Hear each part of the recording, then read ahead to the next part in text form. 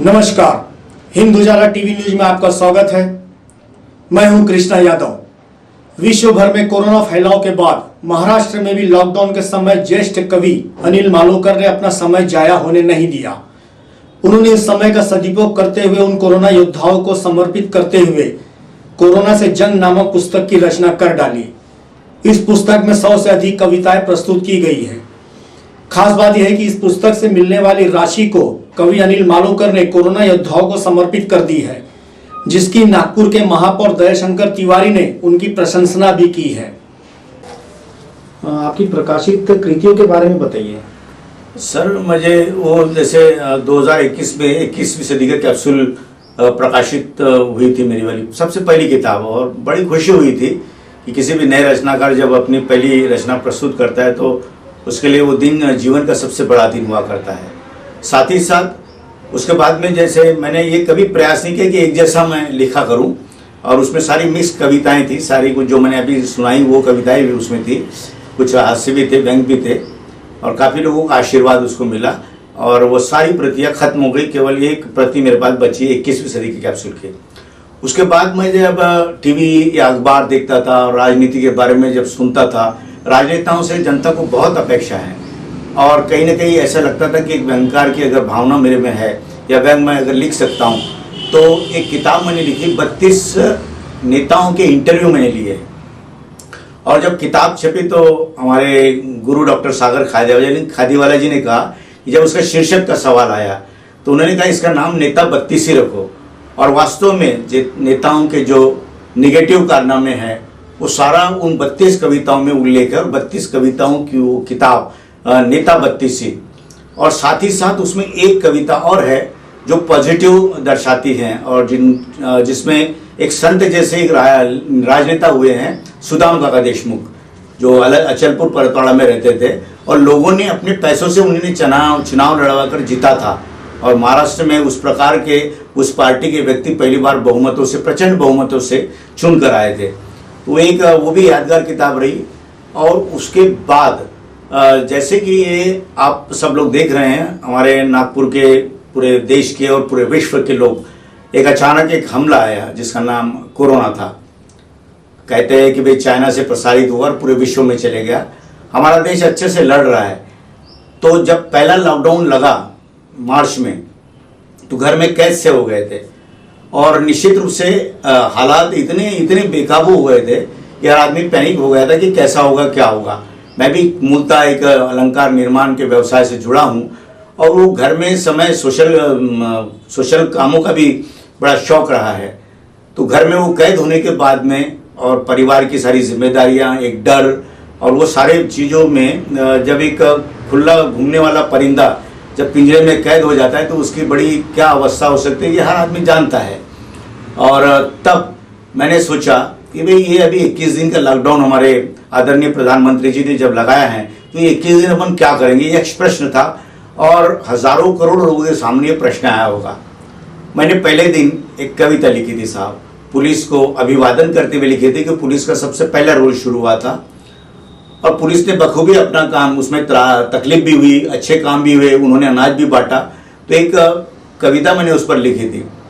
दूसरे दिन क्या करना, तो दूसरे दिन भी एक कविता लिखी, तीसरे दिन भी एक कविता लिखी, और ऐसा करते करते मैंने सोचा कि चलो 21 दिन की किताब ही निकाल लेवे।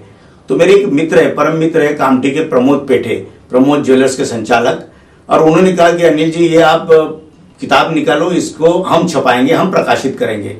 तो मुझे बड़ा अच्छा लगा, बेहद अच्छा लगा कि भाई हमारे मित्र, इतने प्यारे प्यारे मित्र, हमारे पुरुषोत्तम जी कावले, राजेश रोकड़े, इस प्रकार के बहुत सारे, सागर खादीवाला जी, अविनाश बागड़े जी, दयाशंकर मोहन जी, नीरज व्यास जी, ये लगातार मुझे समझाते थे, और मैं सारी कविताएं उनसे रिराइट करवाता था। वो मुझे इस्लाह करते थे, और मैं इस्लाह को पहले ही कहा कि बड़ा सम्मान देता हूँ, उसमें आपकी कोई भी गलतियां हों तो आपके मित्र कभी उसको गलत नहीं होने देते, उसमें सुझाव देते आपको।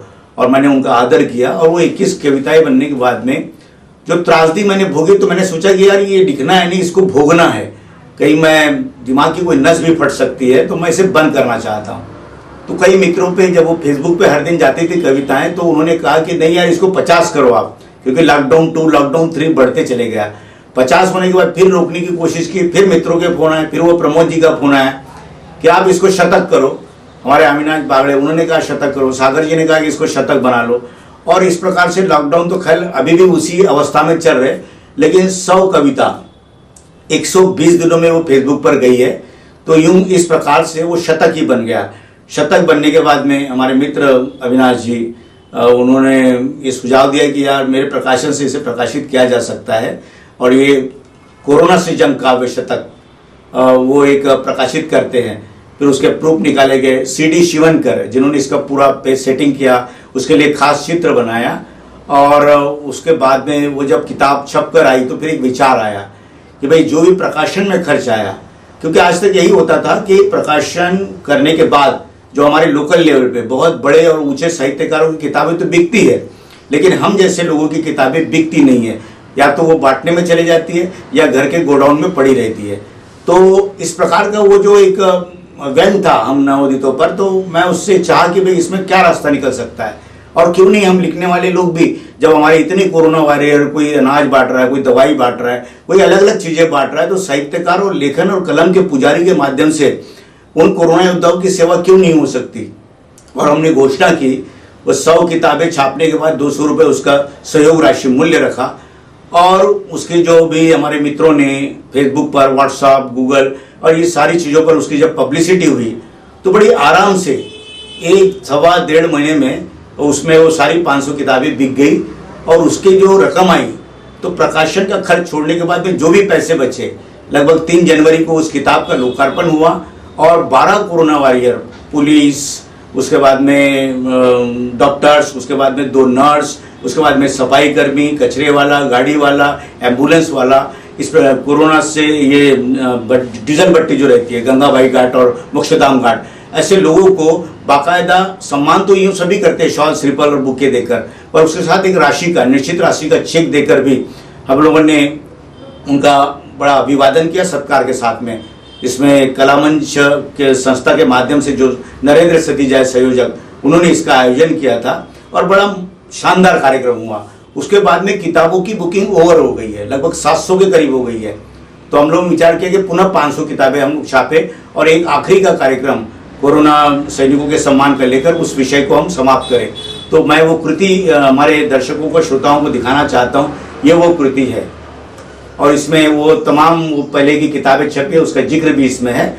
तो ये बड़ा ही सुखद लगा मुझे कि एक कलम के पुजारी के माध्यम से इस प्रकार से कोरोना वायरस की हम लोग सेवा कर सके। और बड़ी सुंदर कविता इसमें, इस प्रकार की कविताएं इस किताब में है कि 100 साल बाद अगर कोई पोता अपने दादी से पूछेगा कि कोई कहानी सुनाओ, तो वो दादी 100 साल बाद उस पोते को जो कहानी सुनाएगी वो आज की ही कहानी सुनाएगी। इस प्रकार की व्यंग्यात्मक कविताएं, कुछ हास्य कविताएं, कुछ चिंतन की कविताएं इस कोरोना से जंग में हमारे दर्शक श्रोता पाएंगे।